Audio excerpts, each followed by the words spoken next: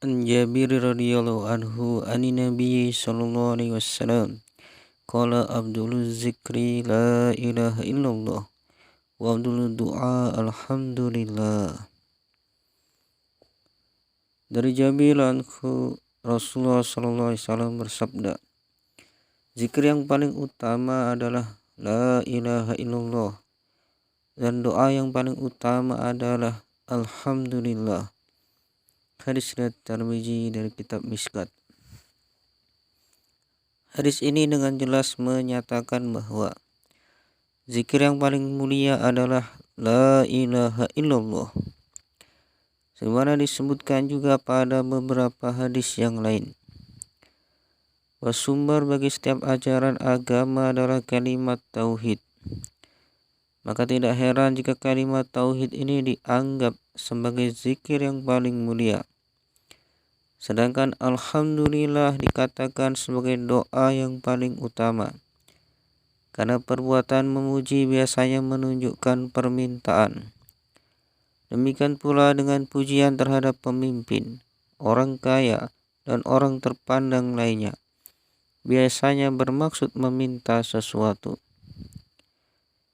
Ibnu Abbas lanku berkata, barang siapa mengucapkan la ilaha illallah, maka hendaklah ia mengucapkan alhamdulillah. Karena tersebut dalam Al-Quran, faduhu mukhlishina lahuddin. Lalu diikuti dengan alhamdulillah rabbil alamin. Quran surat Al-Mu'min 65. Mula Al-Qari rahmatullahi alaihi berkata, tidak diragukan sedikit pun, zikir yang paling afdol adalah kalimat thayyibah. Karena itu merupakan sumber dan asas bagi agama ini. Sedang agama adalah bangunannya. Kalimat ini merupakan benteng yang mengelilinginya, laksana mutiara.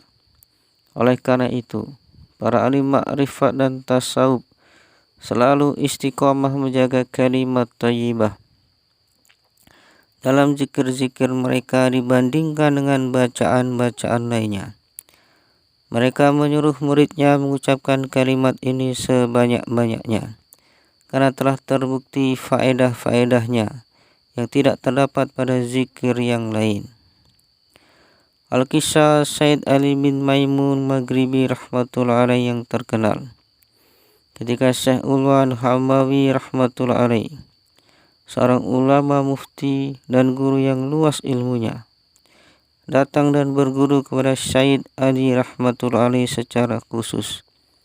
Maka Syed Ali menganjurkannya agar meninggalkan semua pekerjaannya dan hanya tawajuh kepada zikir. Ketika masyarakat umum mengetahui hal ini, mereka mengejek dan menentangnya, serta menuduh telah merugikan orang di seluruh dunia, juga telah menyia-nyiakan ilmu Syekh Ulwan.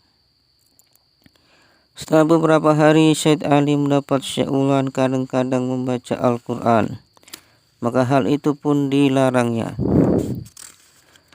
Mendengar kejadian itu, maka para penentangnya semakin berburuk sangka. Lalu mereka menuduh bahwa Tuan Syed telah murtad, telah keluar dari agama. Dia seorang sindik ateis, fasik dan lain-lain. Setelah beberapa hari, manfaat dari zikir itu mulai dirasakan oleh Syekh Ulwan hingga meresap di dalam kalbunya. Maka Syed Ali rahmatullah alaihi berkata, sekarang mulailah membaca Al-Quran. Setelah Syekh Ulwan kembali membaca Al-Quran, ia merasakan berbagai ilmu dan makrifat datang kepadanya.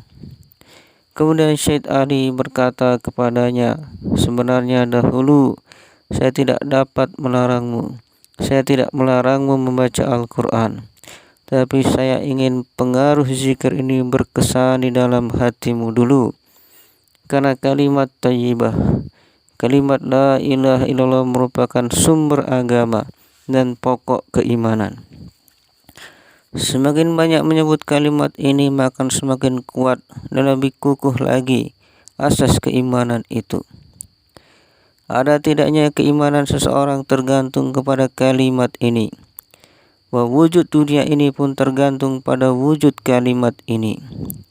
Diriwayatkan dalam sebuah hadis sahih bahwa kiamat tidak akan terjadi selama masih ada yang mengucapkan la ilaha illallah di muka bumi ini, walaupun seorang. Dalam hadis yang lain disebutkan kiamat tidak akan terjadi selama masih ada orang yang mengingat Allah di permukaan bumi ini.